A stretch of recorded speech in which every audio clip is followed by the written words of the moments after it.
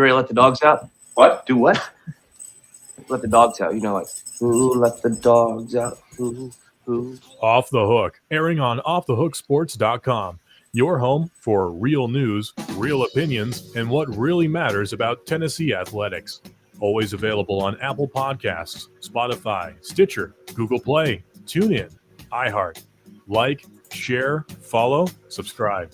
Always available wherever you find your favorite podcasts. Good morning, Tennessee, with probably exactly what they needed.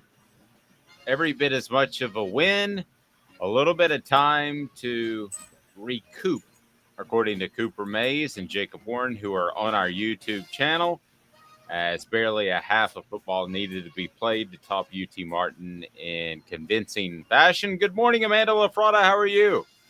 I'm doing well, Dave. How are you? I'm well. Can't begin to describe what a break must be like for the guys that are actually on the football field. Talking to Jacob Warren and Cooper Mays yesterday, and it's on our YouTube page. Please like, subscribe, and share. Just a world of difference. And you could tell how they felt, going against Alabama in a full tilt game that went right down to the last second, and you're playing 70, 80 plays as opposed to playing, say, in Jacob Warren's case, he's used to playing 50 plays because he swaps out with Princeton Fan a lot. So he plays, 25-ish. Cooper plays 40-ish, somewhere in that number. And those types of games are very important for any team that wants to make a championship run. So I know that you had a big, huge monster festival at Zool Beer Company, and you said like 60 vendors. So it was huge. I'm not sure how much you were able to watch the game, but I know you always go back and watch the All 22 tape that Chris Landry sends us, and we went over that in our 5 o'clock production meeting this morning. So, but your thoughts on these kind of games, Amanda, might go away. Like if I have my way, and you and I disagree on this, if I have my way, it's more like the NFL where every week's losable. An 8-9 win team, and I know this sounds so foreign, an 8-9 win team might make a playoff. But these type of games, as of right now, are absolutely vital. So your thoughts on how the Vols played and took care of business?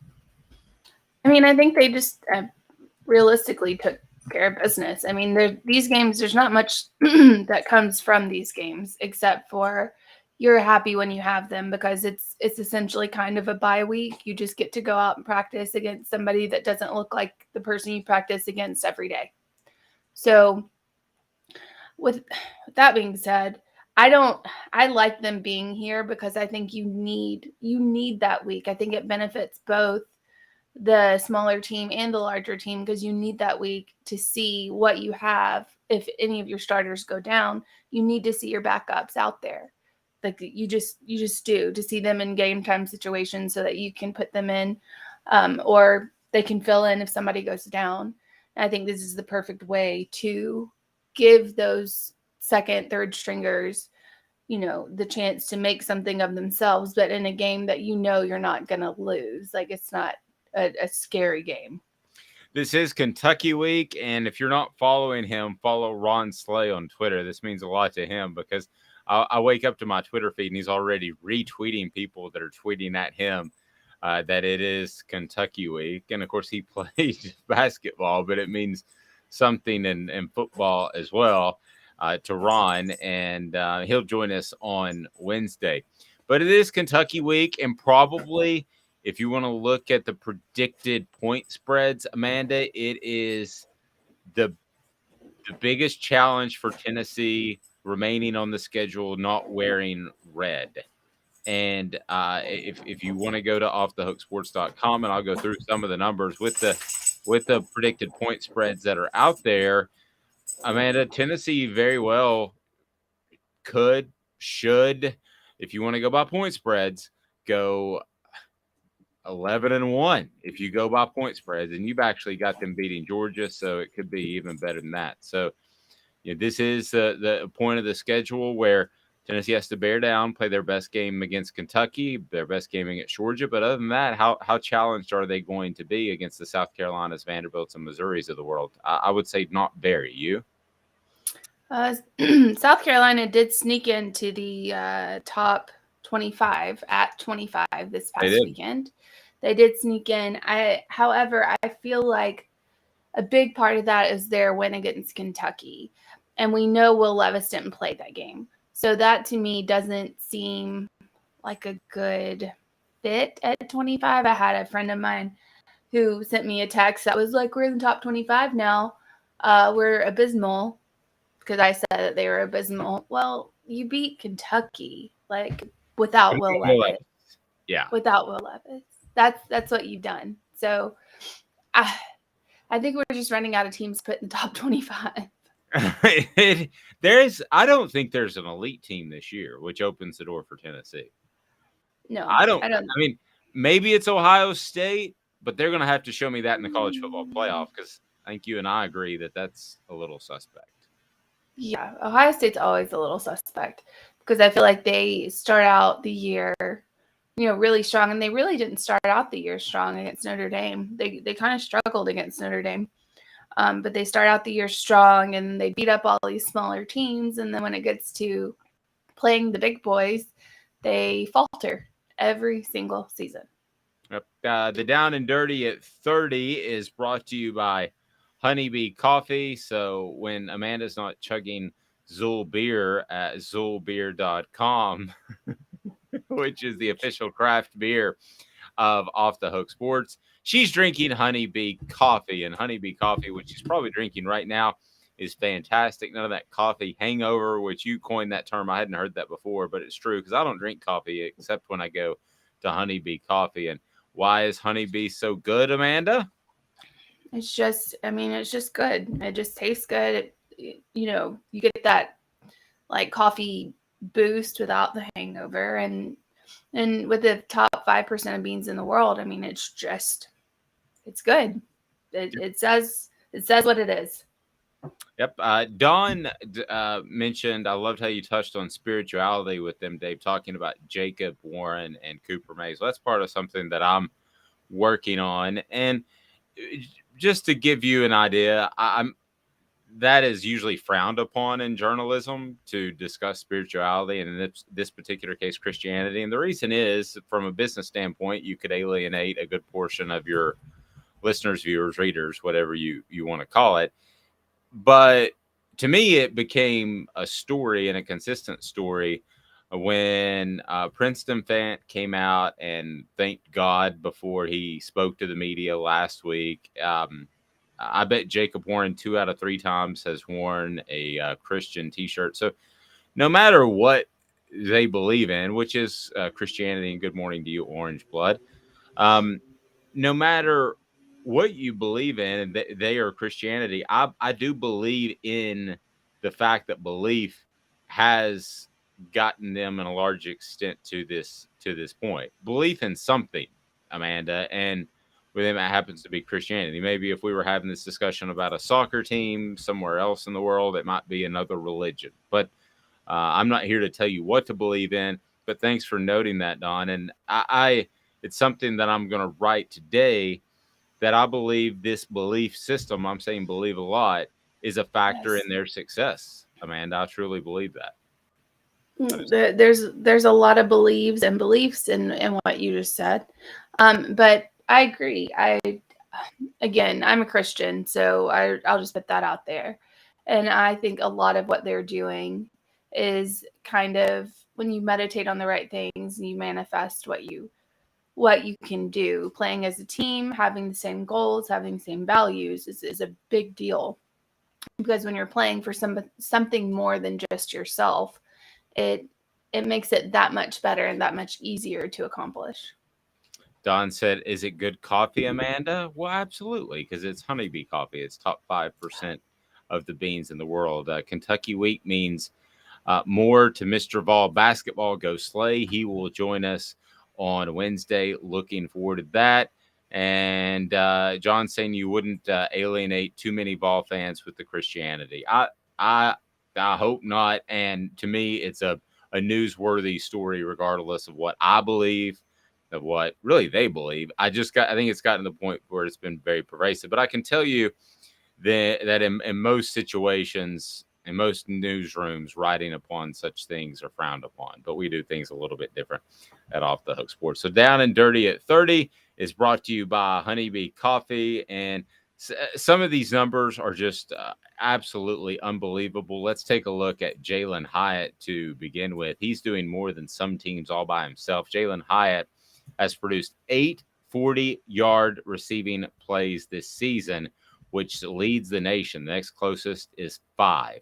The 8 by Hyatt is better than 11 SEC teams, their entire team total for the year. So he has more 40-plus receiving yards than 11 SEC teams. Hyatt has produced, again, 8 40-yard receiving plays, which is just unbelievable. That tops Arkansas, Alabama, Auburn, LSU, Florida, Ole Miss, Missouri, A&M, Vanderbilt, Georgia, Mississippi State. Now, we could say these were inflated numbers if they came against Ball State, Akron, and UT Martin, but that's not the case. Many of them, 4 came against Alabama. So the Jalen Hyatt story is one that I think is probably the and there's so many good stories. It ranks right up there. The fact that he has admitted publicly that he was just absolutely not ready to step into any sort of a starting role, that he thought he was, but he wasn't last year. And I've just continually, Amanda, been blown away by that young man. He's got faith in something, that's for sure. Yeah, I think he scored 5 touchdowns in Tennessee versus Alabama, if I'm not mistaken. He broke 5, 4 were 40 yards or more. Oh, okay. I thought you just meant that he scored 5 touchdowns, but he did break a record, and that's pretty insane considering, all of the good wide receivers that Tennessee has and has had in the past. But he's sneaky good. He's like a Julian Edelman. I mean, he's just like, or a Wes Welker. He's just sneaky good. Like, he will burn you every time, and you don't realize it. He's like the little fast guy. Like, you don't, like Jalen Waddle was at Alabama. They'll get by you, and then there's no point after that. Once they get by you, they get by you, and then you're done. I definitely like your first 2 comparisons because he plays the slot primarily, and I'm sure there was temptation with his size to slide him outside, but you're in good shape there with Brew McCoy, and then Cedric Tillman's going to come back. And shout out to Ramel Keaton, who, for the most part, tends to be there when Tennessee is needed. There was the one reception that he should have caught against Alabama that he failed to continue to run through the route. But so you can see why Tillman and McCoy are the main go-to guys at wideout. But again, Ramel Keaton had a big game, and he would be the number 1 receiver in a lot of different places. We'll ask Chris Landry about that later in the program. The coach, Chris Landry, will join us at LandryFootball.com. And then a breakdown of Tennessee's remaining schedule. So now with UT Martin, which everybody knew was going to be a win, let's take a look at the projected point spreads. Tennessee, a 12-point favorite, according to BetSmart US and their model. Now, point spreads continue to come out throughout the day, and they're going to adjust slightly. But I like going by this because it comes out before the actual numbers come out, and they were right on the money with 42 points in the UT Martin game. Georgia, it looks like Tennessee will be a 10-point underdog on the road. Missouri, based off this model, should be approximately a 20-point favorite. Tennessee should be a 20-point favorite. South Carolina, it looks like that South Carolina will be a 12-point underdog, even in Columbia. And then Vanderbilt, a 24-point favorite. So in those games, we're not talking 4 and 5 point potential spreads, Amanda. We're talking double-digit spreads, and that is very significant. Tennessee would have to slip up mightily to lose one of those games. Georgia and Kentucky are a different matter altogether, but still, Kentucky we're thinking is a 12-point favorite at this point, according to the model we use. Kentucky's a 12-point underdog. So, Amanda, certainly the cards are stacked in Tennessee's favor from this point out. Yeah. I think Tennessee shocked a lot of people, especially in Vegas, with what they are able to accomplish and the amount of points that they're able to put on the board. I know the over-unders at first were not as big as they are now. So For this hype will win totals? No, over-under for points per game. Yeah. For over-under totals. Man, on. Can you imagine if I don't even know if you can make this bet, Amanda? You might. If you took Tennessee, if you took every game in the over this year, if you could bet every game in the over, like let's say it's whatever against Ball State, it's 65.5 against Florida, just to go on and on. It's 54.5. If you could take the over with Tennessee's offense, you'd probably win every single game. Oh yeah. I mean, probably not now, though. Not moving forward. I don't think you're going to win every single game because I think Vegas is going to adjust accordingly. But, yes, I think that Tennessee's blown some people away with as many points as they're able to score. Anna G., good morning from Memphis. She's still in bed. Get up. Hit at it. Come on. I wish I was. And come on, Ann. She's John's in Collierville. Beautiful, crisp morning today. It is. And John says we make UK one-dimensional, take away the run game, we win by 20. I think Tennessee's going to be in good shape. Do they stub their toe at some point? It's certainly possible, but I don't see it this week. Like, share, and subscribe. We greatly appreciate that. Become a part of the family, and we'll be with you each and every weekday at 8:30 Eastern. For you, and Pedigo Chattanooga is locally owned, a store where you'll be treated like family, the region's foremost electric bike experts. They put their hearts into helping you find the perfect electric bike and get the most out of it for many, many years to come. Pedigo Electric Bike is the very best way to experience Chattanooga and beyond. They are simply awesome. So check them out, Pedigo Chattanooga. I did have an opportunity to text back and forth with Heath Schuler after Hendon Hooker beat his record on Saturday. So Saturday evening, Heath said what I would expect, just a stand-up guy, and said records are meant to be broken, that he couldn't be happier for Hendon Hooker, who broke the consecutive games with a touchdown record at 19. It was 18. He tied the record last week, but now it is 19, a touchdown pass. Hooker tied that record against Alabama, broke it with the Skyhawks on Saturday. So he said, congratulations. Said he's heard nothing but great things about Hooker, who was he knows pretty well because Heath's son, Navy Schuler, is a Tennessee quarterback. Hooker saying it's a blessing. I haven't gotten the chance to talk to Heath yet. I was talking to Navy, his son, yesterday, and he was telling me, hey, you got to grab a picture with my dad after you break the record. Heath was there. It was homecoming, but so were 100,000 other people. So it can be difficult to hook up. And a couple of other notes quickly. I'm not going to run through the report card as we typically do on a Monday because it was UT Martin. But a couple of by the numbers that you can find on offthehooksports.com. Tennessee's latest win, that 65-24 victory over UT Martin, carried on a common theme. The Vols can score points, have incredible playmakers, and are tough to keep in check offensively. How about this? Tennessee football scores its most points in a game since 2000, 65-24 over UT Martin. Hendon Hooker set the record, as we mentioned, most consecutive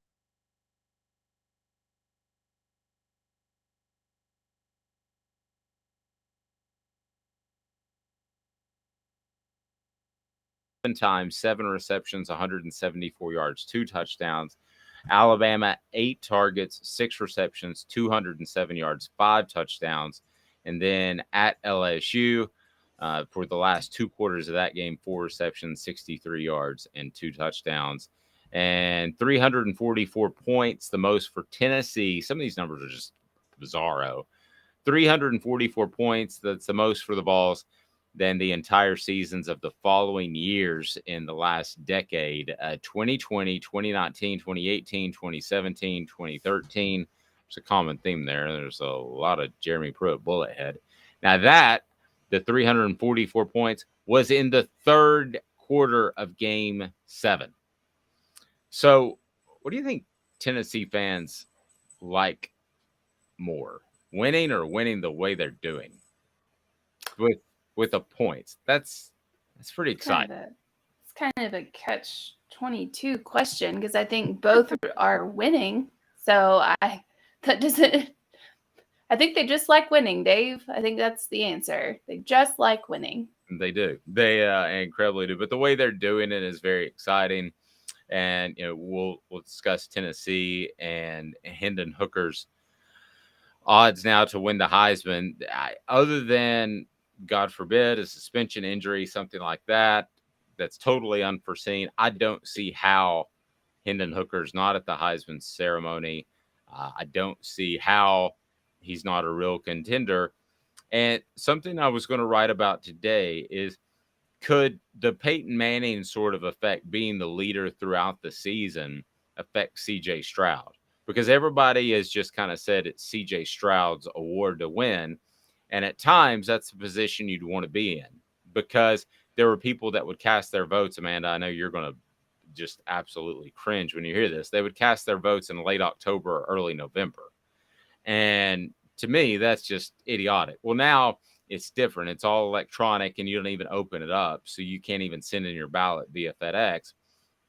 And that being said, CJ Stroud could have a wearing sort of effect on some voters because he has been the leader throughout. I think Peyton Manning, that was a factor. That losing to Florida was a factor in why he didn't win.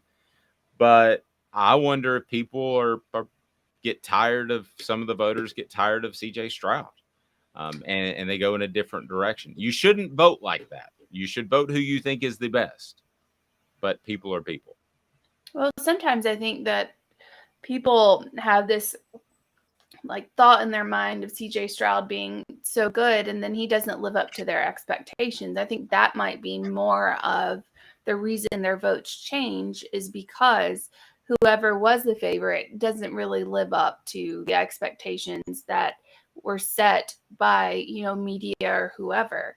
So then you start looking at, well, who is making a difference on their team? Because again, like I've said, CJ Stroud could be anybody at Ohio State right now. You could put in their backup and probably get the same results. So with this Tennessee team, though, Hendon Hooker can't. There can't just be Joe Milton go in there and do the same thing that Hendon Hooker is doing. It's just that's not possible at Tennessee, at least not in my opinion. Let me ask you this question, Miranda. Could Joe Milton be a Heisman candidate if he played for Ohio State this season? Yes. No hesitancy. No hesitancy. As long as he the only thing I could say about Joe Milton is, as long as he's got his head clear, he doesn't make, stupid decisions like he did last season. As long as that's cleared up, then yeah, be just fine. John said Hooker and UT is a better story. OSU's schedule is garbage compared to UT. Heck, even half the SEC teams play people Ohio State. They will play Michigan. And Michigan actually, they played Penn State. They handled Penn State. I'm not a believer in James Franklin or Penn State. Again, we talked about it. What did you say last week? That it was two really good-looking people that kind of want to sort of to get out of a relationship that they were afraid they couldn't do better. Is that the way you put it? Yeah, Ohio State hasn't played Penn State yet. They play on the 29th. Okay, so upcoming. So, yes, they're upcoming. Michigan played Penn State, and Michigan beat the pants off of Penn State. 41-14 or somewhere along. Yes, something like that. But yes, it's two, James Franklin and Penn State are two attractive people who don't know if they're necessarily going to do better. So they just keep on in the same relationship because Penn State doesn't know if they can get anyone better up there, and James Franklin doesn't know if he can get a better job. So we just sit here in limbo? Yeah, it's like my wife. I mean, she realizes So that hard. I'm super, super hot. So for her, maybe she could do better. But really, do you want to take that chance? Yeah, that's exactly what I'm saying. You hit the nail on the head. I mean, my God, Dave, I don't even know how I sit here on this, on this show with you. As hot as you are, I should just be like this big in the corner. It's hard, isn't it?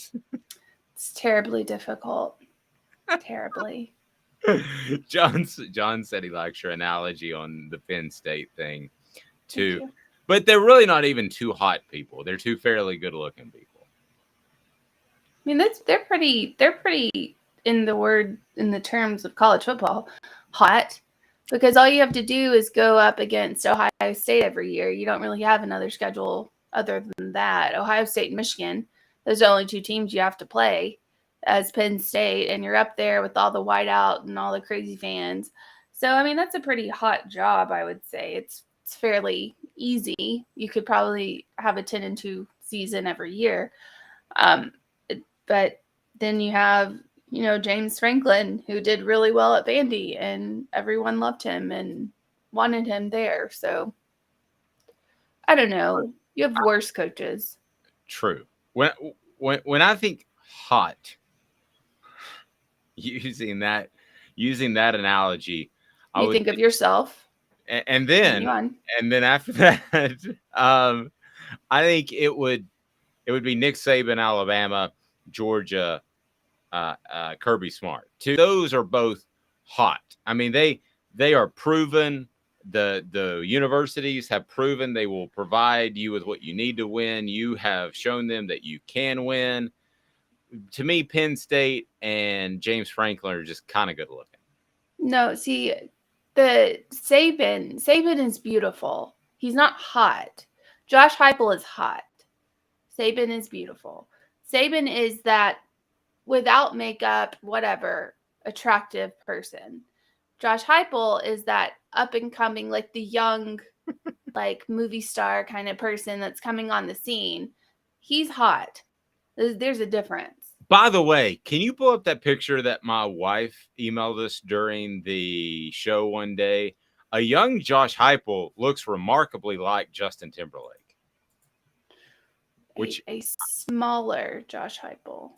A smaller, younger Josh Heupel. We'll get to that and get Chris. I'm sure Chris Landry wants to weigh in on that. We'll get Chris Landry's thoughts, his grades on the balls in just 2 minutes. Big Orange Phillies, a great place to watch the game, family friendly. You give me 2 minutes, I give you Chris Landry. Please like, subscribe, share, comment, and we'll get back to you in 2 minutes. Gary Viles here. I want to personally invite you to North Knoxville's newest sports bar and restaurant. It's Big Orange Phillies, located in Black Oak Center. And yes, folks, it's happening in Halls. Big Orange Phillies offers family-friendly environment with homemade meals and the best deli-style subs around. Billiards, darts, jukebox, shuffleboard, and cornhole, and a full bar. We also offer valet parking on weekends and during special events. We even have a covered back patio. It's happening at Big Orange Phillies. We want, we need, and we appreciate your business. Hi, Mike Davis here with City Heating and Air, reminding you to always dare to compare. Our team provides quality local heating and air service, installation, and maintenance across East Tennessee. We use only the best equipment like American Standard Heating and Air Conditioning for your residential, new construction, or commercial needs. Honesty, dependability, and customer satisfaction have been the cornerstones of our business since 1961. City Heat and Air. Dare to compare. This is Al's Dish Barbecue Supply, so come on in and see all the different rubs and sauces we have, plus a complete line of Green Mountain grills. Don't be overwhelmed. We have plenty of help so you can produce the best barbecue and amaze your family and friends. Barbecue is America's food. We'll do what we can to bring you all the best products. We're Al's Nest Barbecue, where Chattanooga goes to grill.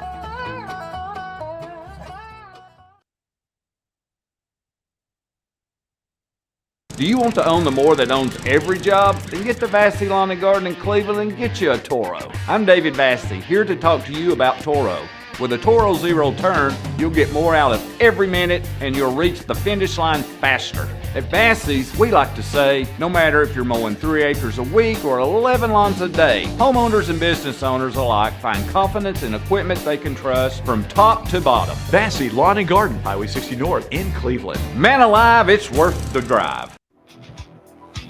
Welcome back. She is Amanda LaFratta. I'm Dave Hooker. Coming up, message board bingo. We'll give away stuff.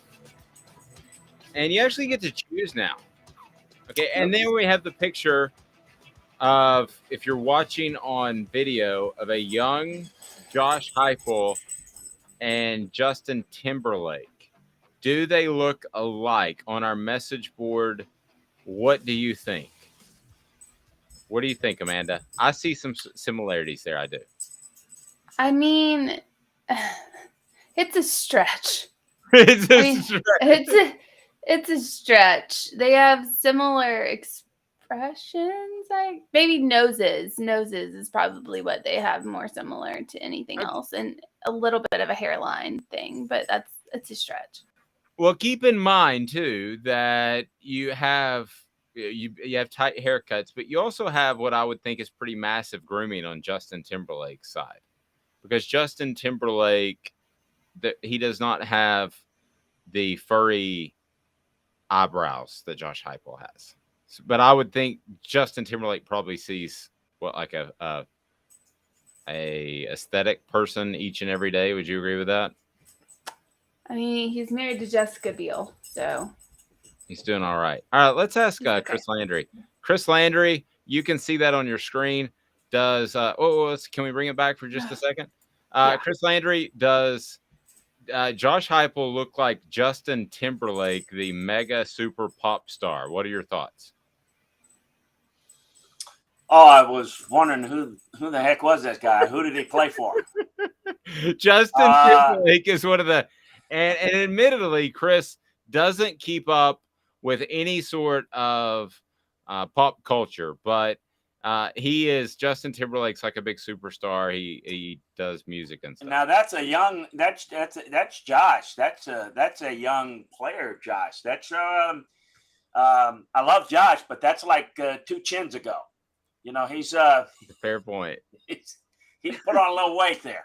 He's put on a little weight there, particularly around the face there. That was ugly. It was ugly for a Monday morning. I didn't mean to be ugly. I just, let's just call it. I think Josh would understand. Hey, look, you get into coaching, not much time for exercise, not much time for sleep. The eyes get droopy, the chins get bigger. And just, hey, I've been there, done that. Oh man, Dawn has a line. Timberlake is married to Jessica Biel. Josh Heupel is married to Jessica Mill. Oh. That was harsh. Amanda's looking at me like I shouldn't have even read that. Hey, I don't even have a clue what y'all are talking about. So that apparently is pretty bad because Amanda's mouth is her chin, her thin little beautiful face. The chin just dropped to the death. So I have no idea what that means. I'm assuming it's not good. Amanda's like trying to drop weight or something. Like, she's beautiful and she's on some sort of diet. I'm like, you do what you need to do. You're gorgeous. No, I'm not on a diet. I'm just. But her chin was just like, wow. So I don't know what that was all about. So I guess so much for that. We've insulted enough people today. Just kidding. Us coaches just kind of kid each other. That's no big deal. But apparently that one you read pretty bad. Somebody explain that to me off the air. And, get a 10. Maybe send me a text or something. I have no idea what that means. I don't know. Jessica Mill, as in he likes to eat. Oh, Mill. I thought he was talking about his wife. Oh, no, being no. Overweight. No. I have no idea what Josh Heupel's wife looks like. Let's just move on. Chris, that's what happens when you play UT Martin. You get this type of stuff. That's right. And any porn sites pop up today that we know of on that?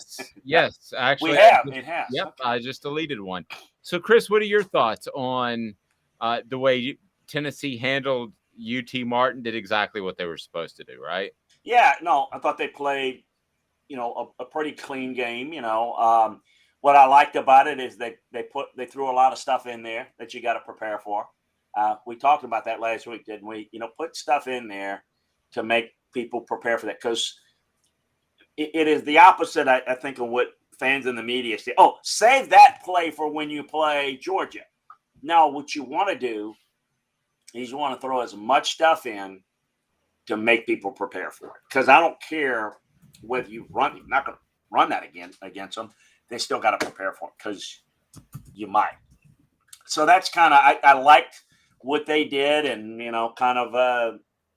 I thought it was business-like. It's the way I would approach it in taking care of business against UT Martin, which, by the way, and I mentioned this, we didn't discuss it much last week, no reason to, but on my podcast, we break down all the games, and so we talk a little bit even about the UT Martins, and that team actually, can rush the passer pretty well for their level, and they're not a bad program at all, and don't have a bad team for their level.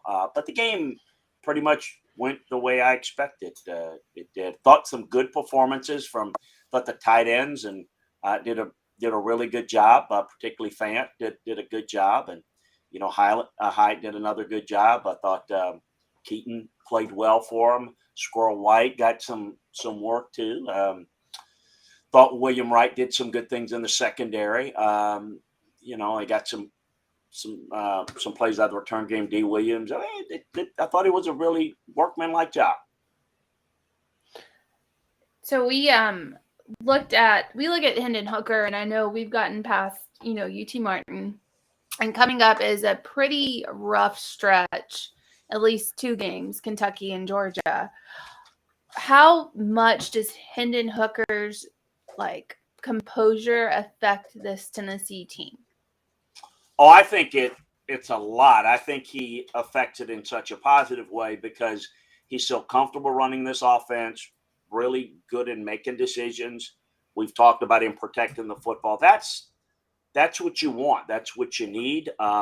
This is an offense that fits him, and it's got playmakers deep. I think what's going to be interesting to see to me, and I would imagine Kentucky's going to do this. And in fact, I know what Bray White's going to do. I mean, it's just they're going to play a lot of 2 deep shell. You've got to, because I always look at it, how would somebody try to beat our team? And, when we coach, and because that's how you kind of prepare and try to stay on point.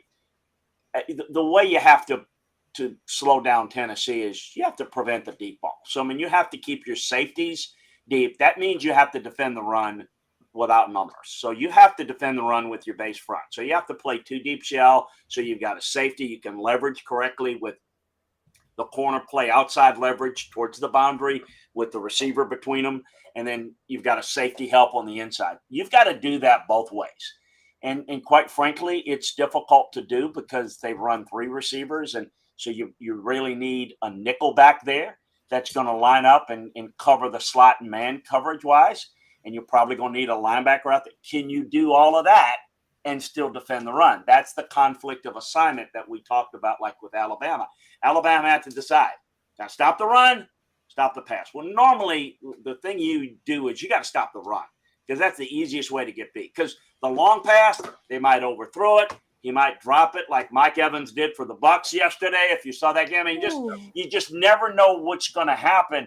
It's a tougher execution, but running the football, you've got to disrupt that.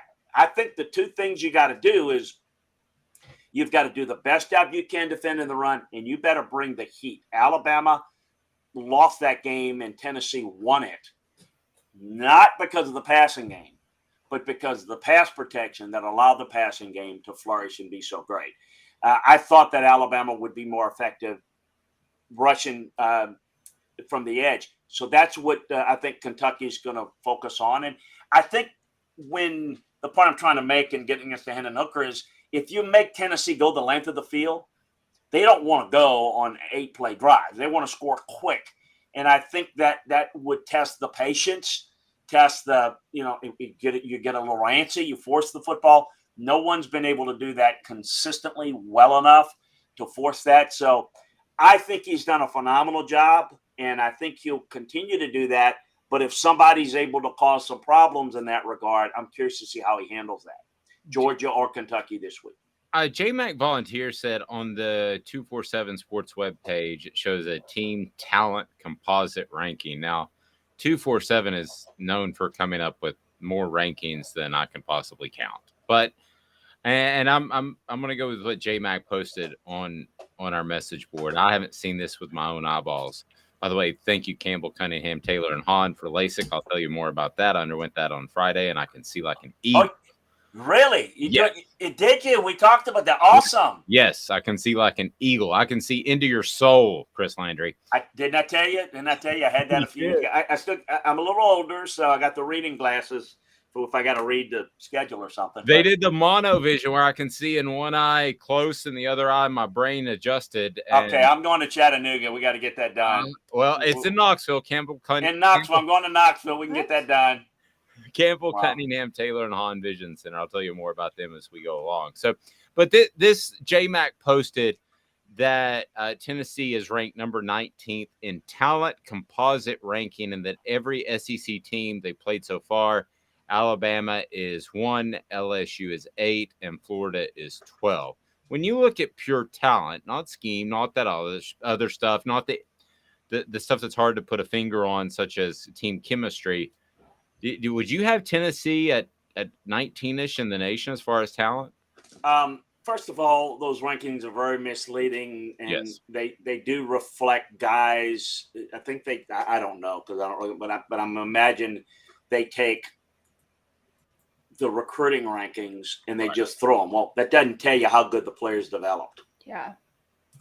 Right. So that doesn't mean that they're just because you're quote unquote ranked. Like, okay, Alabama's got more talent than Tennessee. Alabama secondary is not as good as Tennessee's receivers. Yep. You know, overall, but it's about styles. It's about matchups. You know, for example, you saw the game, and I'm using this because this is Tennessee's last real game against Alabama. They took advantage of that. Mississippi State, people will say, oh, yeah, I got asked this 10 times. Well, Mississippi State, you saw what Tennessee did against Alabama secondary. Look what Mississippi State's going to do. No, they're not. You watch football. Tennessee goes vertical, and Mississippi State runs crossing routes. And Mike Leach doesn't adjust. Mike Leach doesn't understand pass protections. That's why Mississippi State, under Mike Leach, can't even – I mean, they scored a garbage touch. Evans scored a touchdown. Mike Leach, that was his first touchdown that he scored against Alabama since Nick Saban. I mean, the point is about matchups. The overall talent stuff that's not who has the best talent. That's who has the highest number of guys as they were recruited in high school and where they're ending up now. That's one of the problems with recruiting evaluations. People talk about, well, they've got the best talent. How do you know that? Have you studied it? No. Do you know how to study it? No. But I read it on 247. Yeah, okay, well, that's the problem. A&M, I don't know, but I would imagine, where's A&M ranked on this? I would bet as a matter of fact, somebody said that same composite ranking had A&M at number 4 at the beginning. There you go, number 4 in the country. You know what? A&M's defensive line, young guys, some of the best in the country. Don't have a quarterback. Don't have enough skill position guys. So you can have talent on paper. Do you have a quarterback? Do you have playmakers? Do you have, offensive line's not very good? Yes, you can have, quote unquote, a great class and you're loaded at one position. Oh, but you don't have a good offensive line. You don't have playmakers. You don't have a quarterback. Oops. That's not a balanced team. I mean, it's just, you know what I'm saying? So, yeah, I get it. What it means, though, I would say this. What it tells you, Tennessee's got really good skill position guys. Their offensive line's playing well. And as a result, their defense is in more advantageous positions to have some success. And I think – but here's the biggest thing where I think this might play out a little bit. Where is Tennessee going to be next year and the next 3 years? Is this a a year where they're peaking.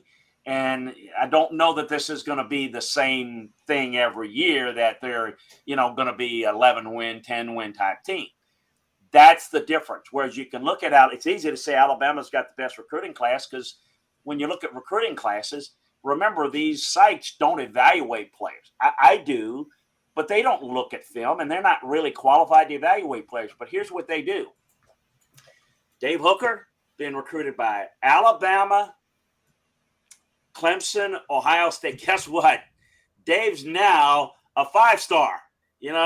Amanda was a 3-star. She's recruited by the state. She's now training for, because it's the best teams recruit the best players, because we know that, and yet we kind of make assumptions. But look at how many of the players, even at an Alabama, that doesn't pan out.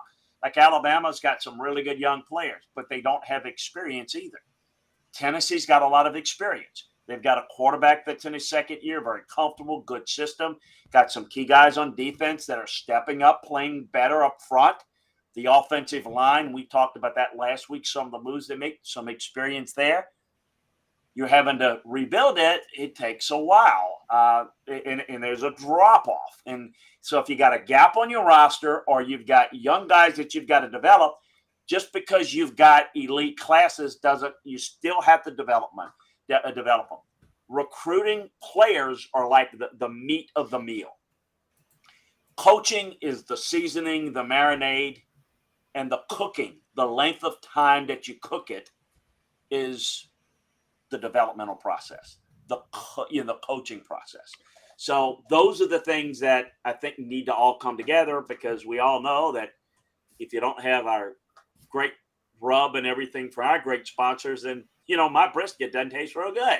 That's right. If I try to cook it in 2 hours when it's supposed to be 8, not too good. I can probably eat it. It's maybe bad. Maybe I'm not trying to be cute, but that's the difference. So yes, it's a great job, and it's a credit to what Josh is doing, but I find it comical how everything is a different narrative, because I think 3 weeks ago, Brian Kelly was a dunce that couldn't coach. Now he's the greatest thing. And, and then in 2 weeks, if they lose to Alabama, he's going to be a dunce again. It's kind of paced it down. Josh has done a really good job. We'll see the rest of this season, and then over the next 5 years, if he can sustain it and recruit at that level. Because if he can't, and he can't develop it, it's not magic pixie dust that he has that he can throw out there every year. Chris's appearance brought to you in part by Craft Treats. That's who he was referring to. Craft Treats right there in Ottawa. They have everything that you need in terms of barbecuing and smoking, and they have it all right there. I'm sorry, Owl's Nest Barbecue. I was like, Craft Treat in her head. Owl's Nest Barbecue. But seriously, I did pick up some. I was thinking about Owl's Nest Barbecue over the weekend, so I stopped in and picked up some to-go things. And Owl's Nest Barbecue, we're going to be able to give away some fantastic prize packs. But they got the rubs, they have the sauces, they have everything you need at Owl's Nest Barbecue. Sorry, I tell you what, that you put that Owl's Nest Barbecue on there, and your dog will be licking his lips, and you're going to need to give him some Craft Treats to calm him down. I can tell you that right now. That's exactly right. Or Owl's Nest Barbecue. Owl's Nest Barbecue is fantastic, and we'll tell you more about Craft Treats and their chill pills. Partly the reason that I got a little flustered there is because Tinder is once again attacking our message board. So evidently they think Chris Landry is a prime candidate, and maybe he wants to find a date. I don't know.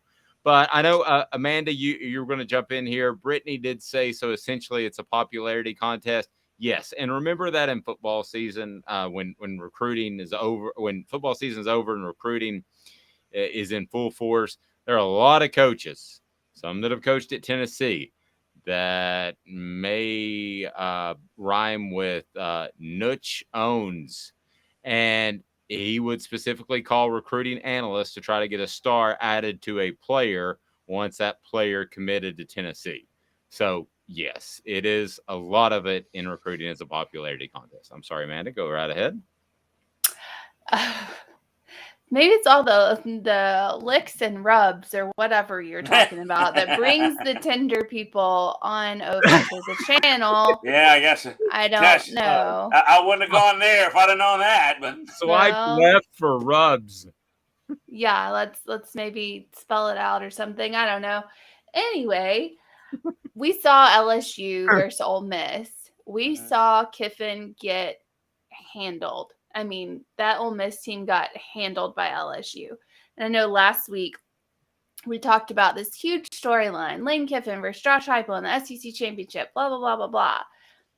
Has this Ole Miss team just been – I did not think they're very good. And then now, of course, they got me worried.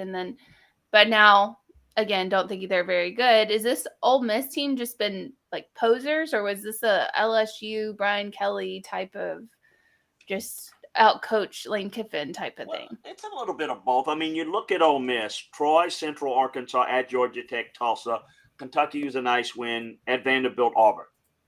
So what did we say about Ole Miss? We're going to learn about them on the road at LSU, with the toughest road game being at Georgia Tech this year. So if you look at them, you hear this again. It's not my poke taking shots at people, but it's like, it's the overreaction of, okay, well, the defense is great because all the statistics say, well, statistics in college, I'm going to tell you, in the NFL, it has some validity because it's relative 32 in college. Statistics don't matter unless they're conference statistics. Look at that. If you want to look at how you match up in conference play, but if you look at the schedule that they played and you look at somebody that's played 3 or 4 tough teams, well, the stats should be skewed. You should have more yards and give up less yards and all that. So I didn't think we knew enough about Ole Miss. I think defensively they were vulnerable. I think what surprised me is how LSU was able to make adjustments. You looked at Ole Miss, they got 14 points pretty quickly. This is twice now, actually 3 times, that LSU coaching adjustments in game. Mississippi State, Ole Miss, in particular, they really did a phenomenal job defensively, causing a lot of problems. Now, once LSU was able to score points offensively, if you make this Ole Miss team have to throw the football, they're in trouble. People not watching it think, oh, Lane Kiffin, he throws it all over, because they remember that. No. This is a running team with really good backs. One of them was banged up and got injured in the game. And once they got behind, they're in trouble. So that's what happened. I think it was a lot more about LSU. And I think Ole Miss is still good. I just don't think, again, people are making that judgment of, oh, can they win the West? No, they can't win the West. They weren't, in my opinion, a threat to win the West before last week. They're definitely not now. They do have, Alabama coming up. Now they do have A&M, then Alabama, Arkansas, Mississippi State. So look, I mean, you're still looking at, and A&M situation's a mess. Arkansas is going to be a tough game. And then they seem to have Mike Leach's. If I'm looking at coaching matchups, I mean, Lane usually gets the better of Mike. Most people usually do. So we still could be talking about a 10-2 team, which at Ole Miss is hotty-toddy. I mean, gosh almighty, right. 10-2, but it is reflective of their schedule. Chris's appearance brought to you in part by Andy Mason Real Estate. Go to andymasonrealestate.com and know that you're not going to potentially lose thousands of dollars, as I did, because I didn't know that Andy was a realtor when I made my first home purchase, and we went to high school together. And andymasonrealestate.com is the person you need to be in touch with. The tenets of his business are pretty simple: best prices and the best service. How about that? andymasonrealestate.com. So, Chris, let's take a look at some of the grades. And again, I know this is slightly on a curve because it was UT Martin, but who were some of the players that stood out to you in terms of what they did? Maybe some trench guys, because we all know Jalen Hyatt played well again, but what are some real grades when you dig deep into it? Yeah, I mentioned Princeton fan, I thought did a really good job. Hooker and Hyatt did a really good job. I thought Caton did a really good job as well. Squirrel White did some good things. I was impressive defensively. William Wright, I thought, did a good job in the secondary for them. I thought I think the offensive line, as I mentioned, is going back and even studying the tape even more from the Alabama game. That was where the game was. That's where the rubber meets the road there, because you don't have those deep chunk plays if the protection's not there. And I thought they did. They just mauled this unit, but that offensive line is markedly improved. And the biggest difference between, last year's team and this year's team offensively. So all those plays that you watch that are exciting and deep, that has a lot to do with the play up front, and mainly in the run game, because the commitment to run and the willingness to run. If you go back in the summer, where does Tennessee need to improve? I was asked. Running game. You force numbers into the box, you're not going to have enough people to defend these receivers. If you can't run the football well, then you can lay back, play soften coverage, and then you've got a real opportunity to slow down this offense. But when you protect well, and mainly you run well. See, when you run the football defensively, they can't tee off on you. They've got to set the edge in the run first, and it's a big problem to get pressure. You got to get there in under 2 seconds. If you hesitate a bit, you're not going to get there quick enough. So I think the offensive line play as a group has been really improved. I think the tackles get a lot of credit. I don't think the interior guys get noticed enough, because when you get a tackle and Will Anderson doesn't have a great game, and he's doing a good job, but I think the interior guys are the most important, because that's where the run game starts. And that's where the biggest pass protection issues are if you have a flaw. It's through the A gap, through the B gap. They are doing a really good job there. Now, as I said before, the pace of this offense and getting rid of it quickly aids the offensive line. But that doesn't mean that when you run the football and you move guys off the line of scrimmage, they're not just getting good angles and you've got this like superstar back that's Barry Sanders making everybody miss. They're getting good movement off the line of scrimmage. So that's been impressive. But that's over the course of some of the games I've seen, more so than UT Martin. Obviously, I'm not going to put a whole lot into that because that's where assignment, execution, effort, or assignment and execution could be pretty good and not be very good. The effort may not be all that good, but the result will be good. And that's why you got to grade the assignment, effort, and execution, because those are the things that carry over to better opponents. I know this is your favorite thing to do. I know you love it. Let's look ahead. Let's do it. Let's make predictions. Yes. Make predictions. Absolutely. Let's make predictions.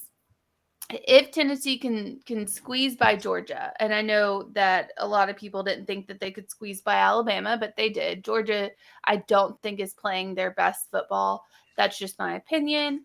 But if they can squeeze by Georgia and they make it to the SEC championship, who will they be playing, and why do they not want to play Alabama again? Well, I think they'll be playing Alabama. I mean, I don't think LSU has the type of team that's going to be able to attack Alabama where they're quote unquote weak. So, I mean, I felt beginning of the season, I felt even through Alabama's troubles, after the Tennessee game that they're playing, that it's going to be Alabama and going to be representing the West. I still feel that way. A lot of it has to do with anticipation of because I've seen it happen before, and that's why I talk about consistency. I've seen Alabama's team struggle and just get progressively better as the year goes along. I anticipate more and more of that.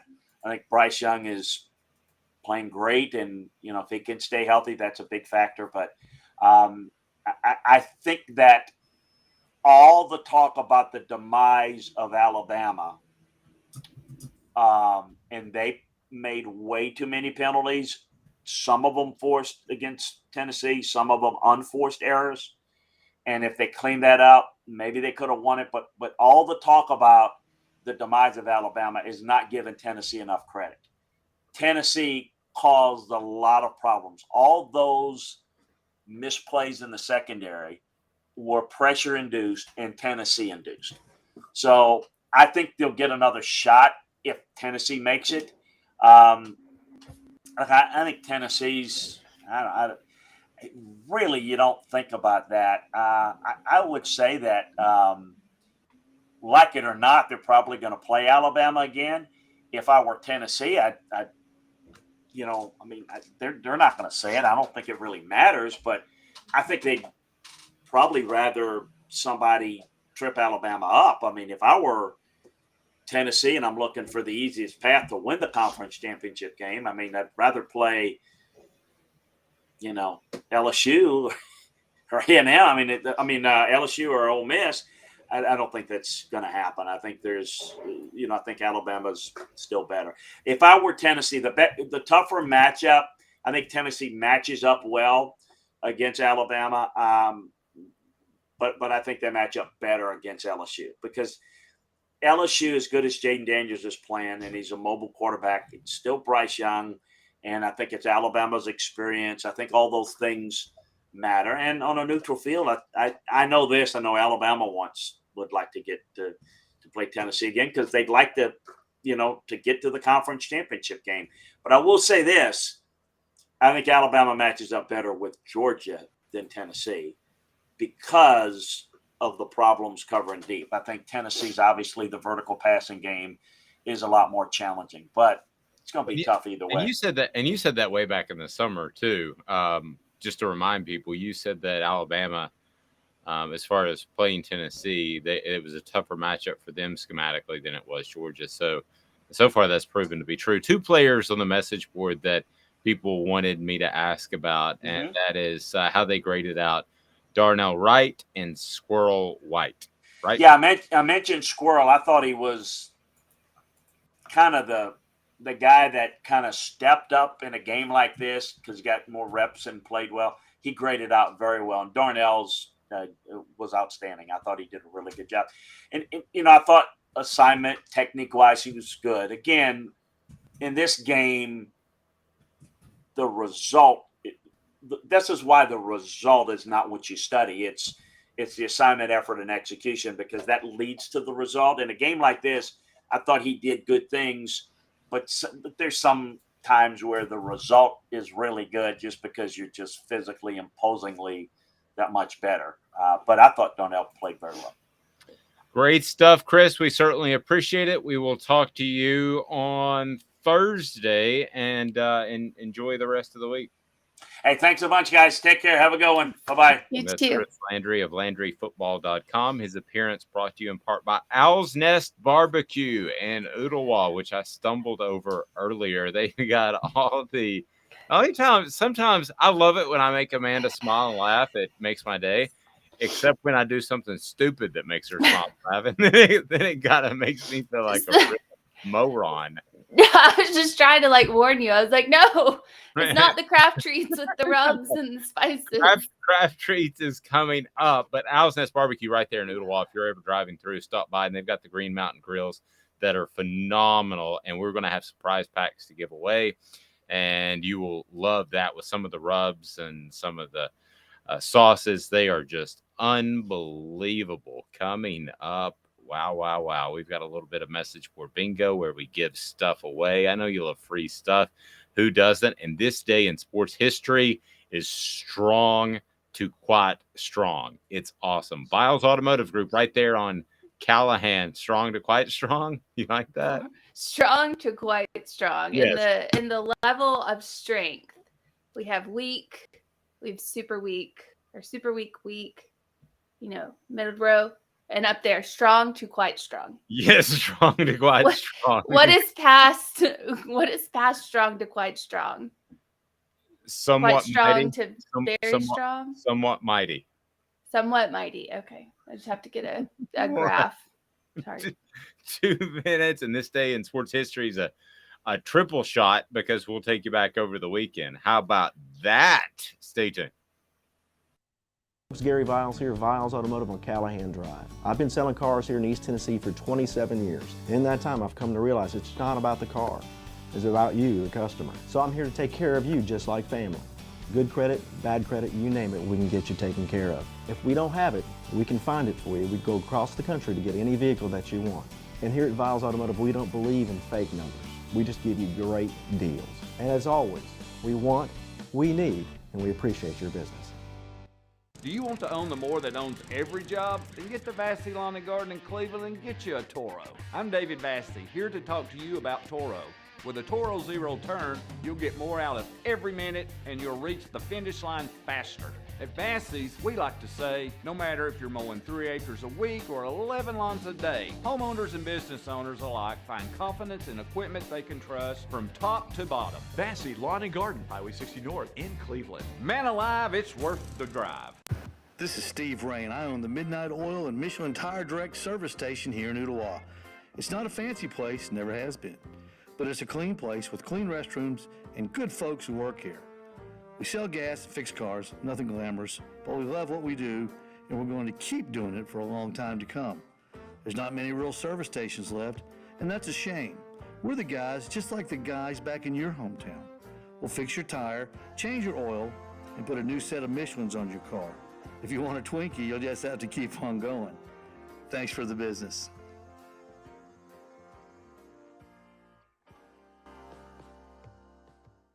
Hi, Mike Davis here with City Heating and Air, reminding you to always dare to compare.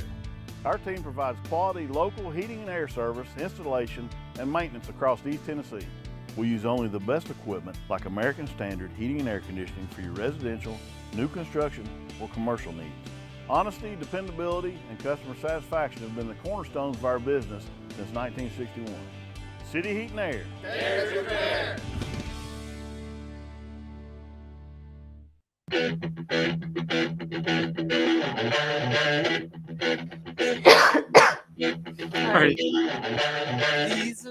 Are you okay? Last night, like my voice started going, and I was like, "Uh-oh!" So I drank tea, and then now I'm just kind of. You sound great. Thank you. Here we go. We're getting to message board bingo. Your chance to win stuff. Also this day in Tennessee sports history, which I want to thank Brittany Campbell for that. And Halloween coming up, by the way. And we discussed on Friday that we were going to give away candy cigarettes to all the children in the neighborhood. Are we still going to do that? Candy cigarettes? Yes. Don't you remember that we were discussing candy cigarettes? I do remember that. I thought that was kind of a joke, but I guess if you want to get some candy cigarettes, why don't we just write off the hook on them? And so people can just, their parents know exactly where they came from so they can follow along every day. Like, that's that guy. Oh, block his site. But by the way, I guess we're getting somewhat popular thanks to you, because goodness gracious, if you need to find love or a random hookup, just go to the message board. I'm left and right trying to delete these Tinder apps. I didn't know Tinder was still a thing. Is that a swipe left? What does it mean? Maybe we should just start it as a bit. Swipe left if you think that Tennessee is going to win an SEC championship. Swipe right if you think they're not. Or how would we know who's swiping what? Because of the way you motion your arm back and forth for those that are watching on video. Yeah, but what I'm saying is, how do we record the swipes? We have to get on Tinder and make a profile? There are a lot of technological issues we've overcome going way back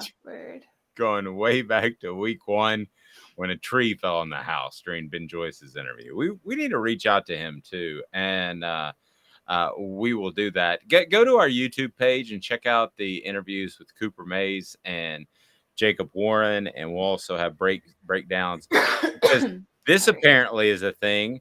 You can make $750 a day, according to one post on our message board. It says, quote, "You've got to get up every morning with determination if you're going to bed with satisfaction. I'm determined to report you as spam." So I feel satisfied that I have reported this person as spam. I feel like $750 and that whole going to bed with satisfaction thing that's a mixed message there. Oh, are you there is an easy way for some of us to, not us, some people out there to go to bed with $750 of satisfaction. Apparently. That's all I have to say about that. It's a trend. Is it a trend? Apparently. The Tinder. Want to remind you, Vassy Lawn and Garden, man alive, it's worth the drive. Vassy Lawn and Garden in Cleveland has the industrial mowers, the commercial mowers, and they also have the just absolutely fantastic residential mowers. And you're going to save money there in Cleveland, whether or not you're in Knoxville or Chattanooga or Nashville. Vassy Lawn and Garden, man alive, it is worth the drive. So it is time for this day in sports history. What do you think about that? So we've got a lot going on. This day in Tennessee sports history is now. This day in sports history, putting things in perspective, exclusively on Off the Hook Sports with Dave Hooker. You're so old. When you were a kid, rainbows were black and white. LaFratta. New kids on the block just called. They wanted you as a backup dancer.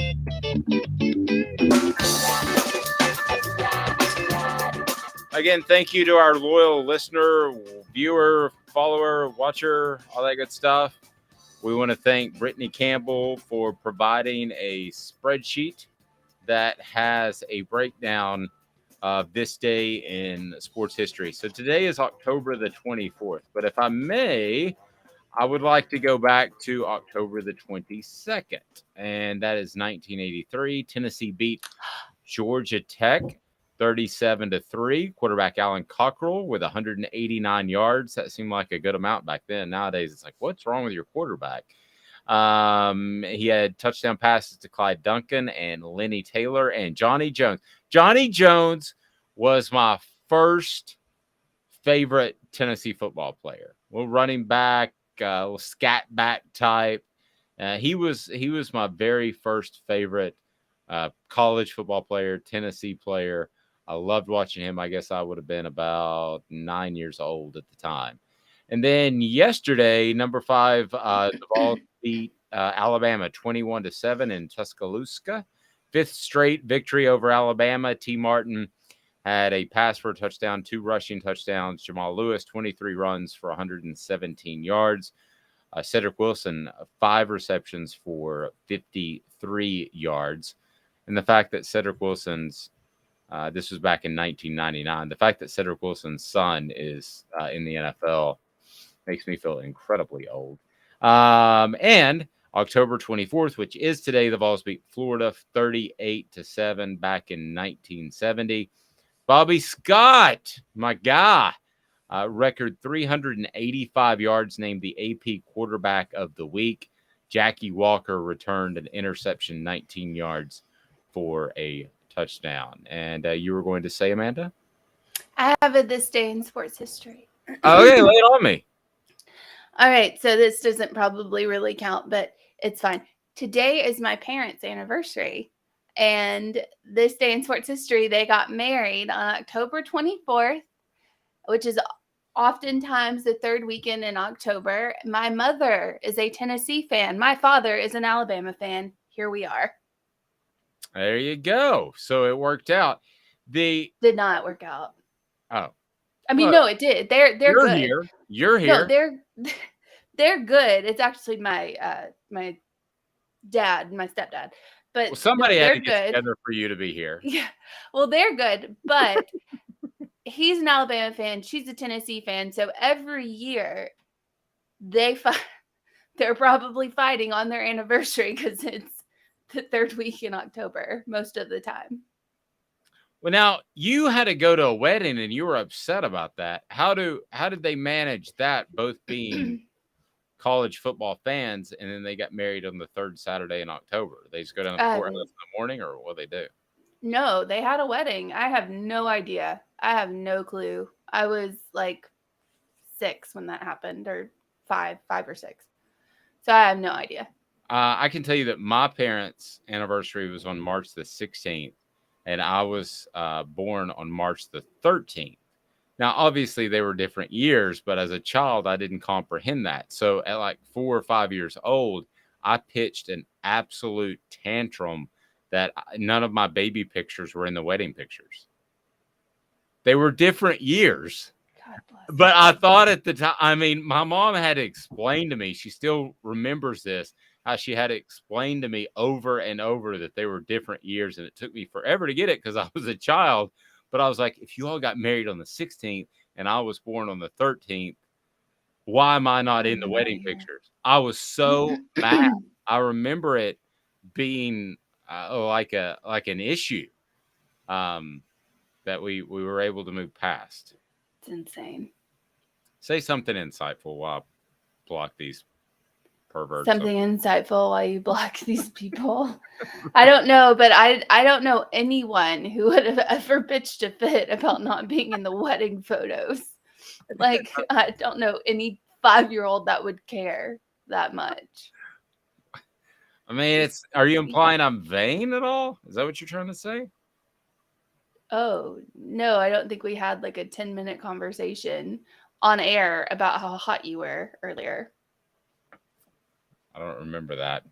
This day in sports history is brought to you by friends at Nutrition World. Nutrition World is partnering on your wellness journey. Nutrition World is bringing you with their e-commerce store the kinds of supplements that you can trust, and you can't trust them all. I will promise you that. So when you go to Nutrition World, it is very easy and very simple to go ahead and plug in what you need for your supplements. Go to nutritionw.com. That's nutritionw.com. And I want to get your thoughts as far as a different perspective and how Nick Saban handled the Jermaine Burton issue, allowing him to play.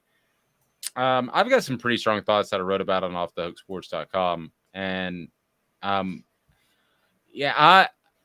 think that charging the field, I'm going to sound like the old fuddy-duddy, should be stronger legislated. I don't think that there should be a way for you to charge the field. I don't know how it can happen. I know it's neat and it just happened against Alabama, and everybody's like, Dave, you're a big stick in the mud. But I do think there is potential for a lot of bad things to happen, and that is the player's turf.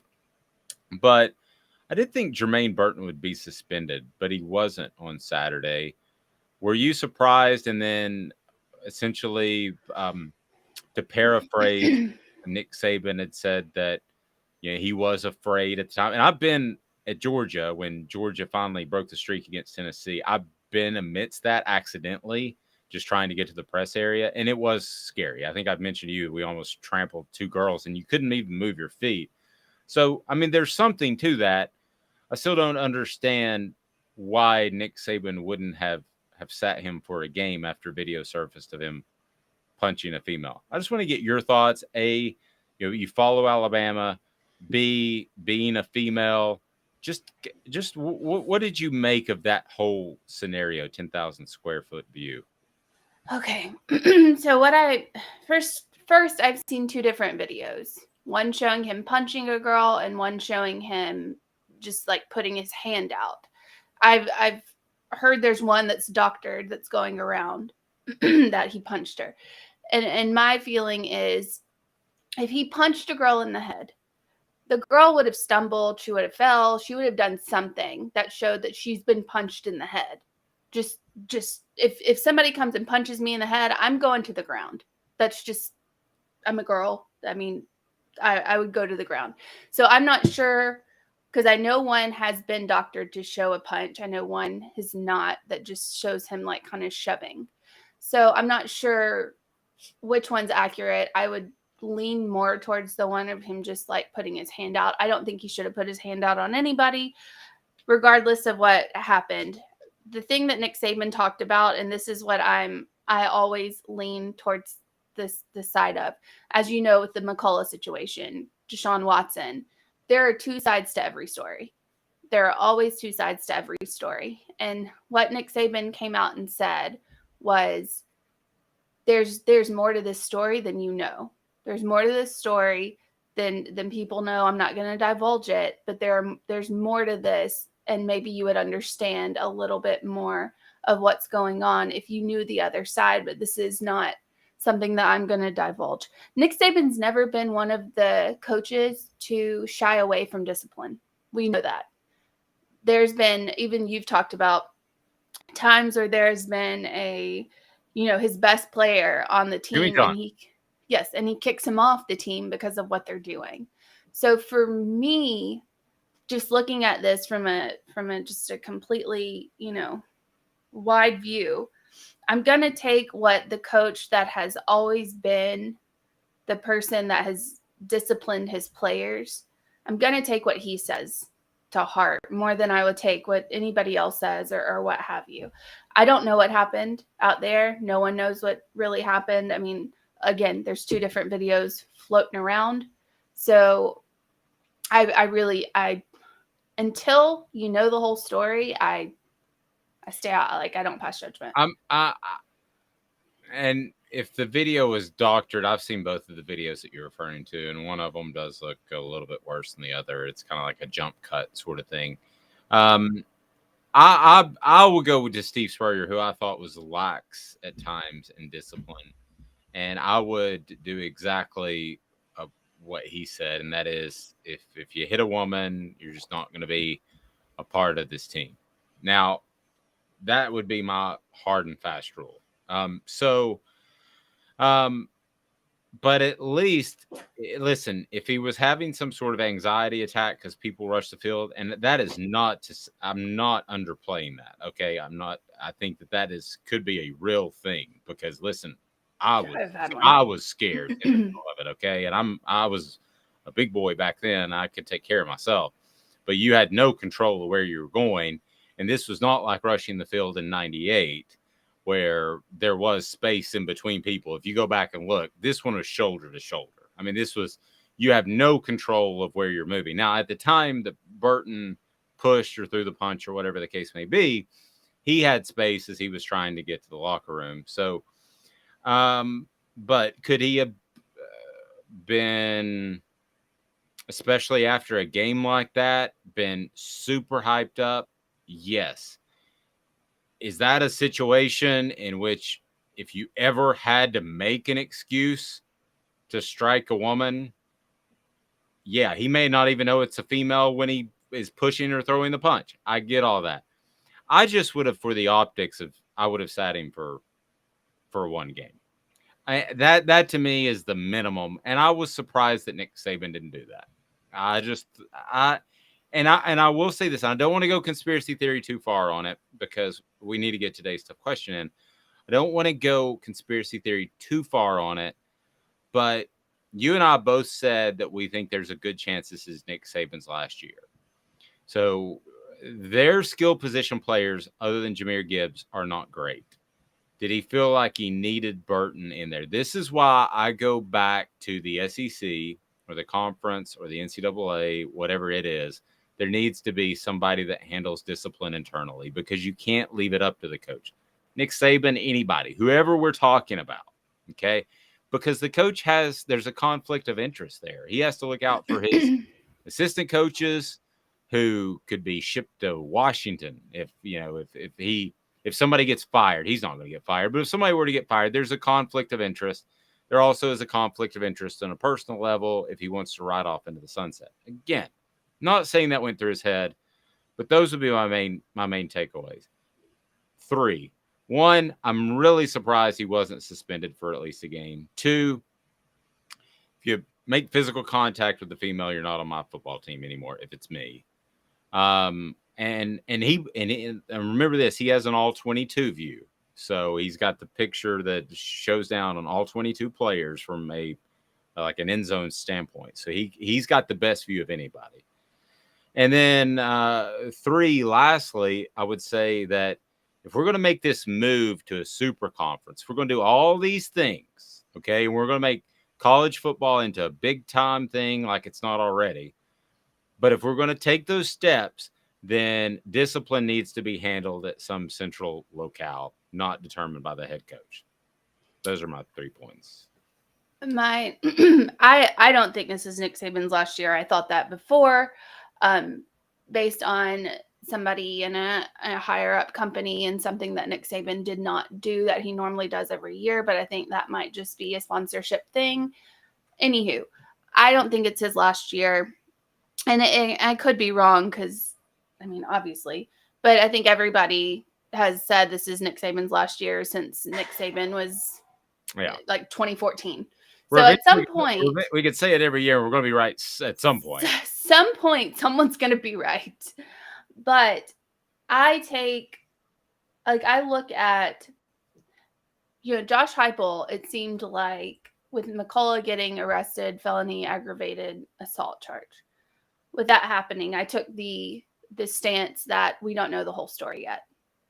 I didn't see a need for him to be penalized for something that may or may not have happened that we didn't know. That was my opinion on that one. Deshaun Watson, the same thing. We don't know the whole story. Didn't see the need for him to be punished on something that we didn't or did not know. Same with this Jermaine Burton situation. And I think there's a difference in putting your hand and doing this, kind of like stiff-arming someone and coming out and punching somebody. Because I've seen plenty of football players punch a woman and they go down like a bag of sand. I don't know if that's right. Just bam. Ray Rice. Right in their face. Exactly. Ray Rice, the Joe Mixon, when he punched that girl, she blacked out and knocked her face against a table. That's a different story. This one where he did this, in my opinion, did this, and the girl didn't even like falter. I don't necessarily think that was a punch.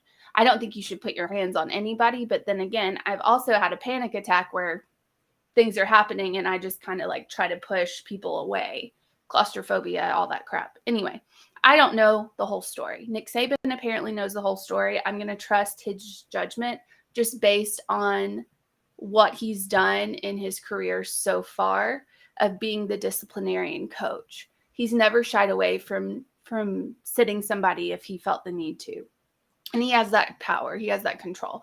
Optics are one thing. I understand the optics, but Nick Saban has never gone with the grain on anything. He's always made his own decision. He has the power to do so. I think Josh Heupel would have started McCullough as well if he had the power to do so. I think that was taken out of his hands. I have been led to believe that was an administrative issue, administrative decision. So I think that was probably the case. Again, the optics are one thing. Nick Saban has more power than Josh Heupel. He is, if the administration said to him, I think you should sit Jermaine Burton. Well, Nick Saban could say that statue outside is of me and I'm going to do what I want to. Okay. He could. It's not that I don't trust Nick Saban to make the just decision. I really don't trust any coach to make the just decision because I think it's impossible to do so when you're trying to do what's best for your program. And what's best for your program is to win. And so I would just like to see it, even if we don't even say the words Nick Saban or Jermaine Burton or whatever, I would like to see some central form of discipline area where they dole those things out. That's what I would like to see. That's always going to trend on the optics, though. Even if the whole story is presented, it's going to be, if there's some sort of like just disciplinary body in the SEC or in college football, it's always going to trend with the optics, even if the optics aren't the whole story. They're going to trend on what's more PC or what people are going to think that should happen or stuff that they should do or what have you. It's always going to trend that way. So whereas that would be a good idea, sometimes it would be a bad idea because there are different scenarios such as Jermaine Burton and Joe Mixon. Those are completely different things that happen. Well, and you can also still mess it up my way. I mean, the NFL did.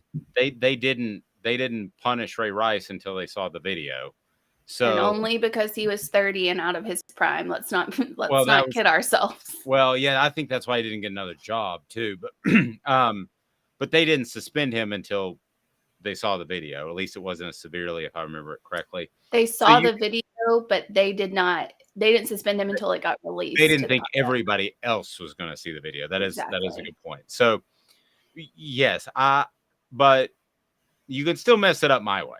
Okay, if I was the king of college football and I changed everything, you can still mess it up my way. However, it just seems to me that at the end of the day, if your job is to win as many football games and look out for your assistant coaches, and I do believe there's a family top field there, and guys sometimes are now financially independent, but they weren't always, and they don't want to move across the nation. Their kids are in school.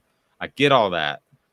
But at the end of the day, I would have a central discipline committee, whatever it's called. And by Tuesday, Wednesday, you should have time to make the phone calls, and Nick Saban could share his version of the story from Jermaine Burton, and then I would move on from there. That's just my take. But it's funny how on the message board, some people disagree with you and some people agree with you. One person said inadvertent breaking and entering, dumb drunk kid, you get a punch. I'm not sure if that person's referring to the McCullough.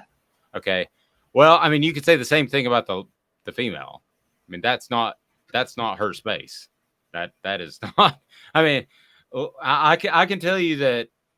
I mean, it never crossed my mind to punch somebody, but when I was involved in that incident in Georgia, that it was very scary. Had it gotten a little further, I may have considered it. Because you had no control over where you were going. I mean, it was absolutely bizarro. Okay, so let's go ahead and get to message board bingo. Message board bingo is now. I love it. Why? Because we get to give away chill pills, and your pet is going to benefit from chill pills, and so will your wallet. If you want to go to crafttreats.com, don't forget you save 20% at checkout with the exclusive code Off the Hook. The exclusive code Off the Hook. That's crafttreats.com, and you can win in message board bingo if you tell me what school's fan base's message board was this posted to. Amanda will read it, and you can win some good stuff from Craft Treats. And if you don't have a pet, I stopped over the weekend and picked up some prizes from Craft Treats as well. So we can go with Craft Treats, or we can go with the chill pills. We can do it all. Or we can do Allison's barbecue.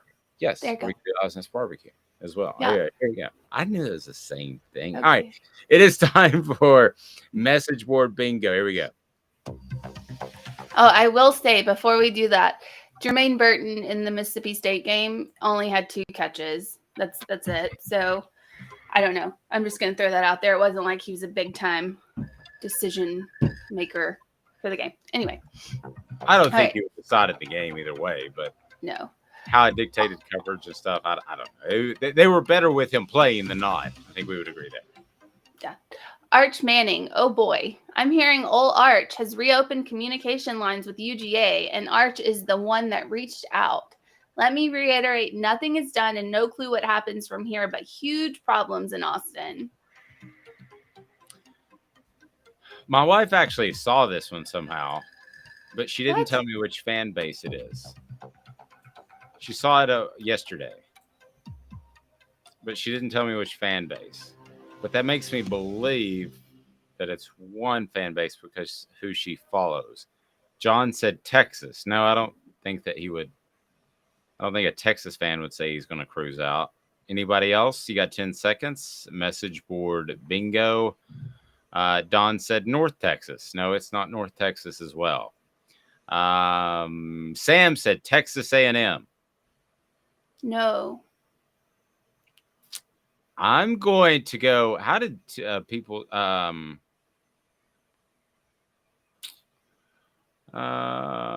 Chris, email me if I owe you a shirt. It's been a while. And we'll get those out. We've got most of them out. I'm surprised you don't have yours. Okay. Crazy Nugs got his. Yes.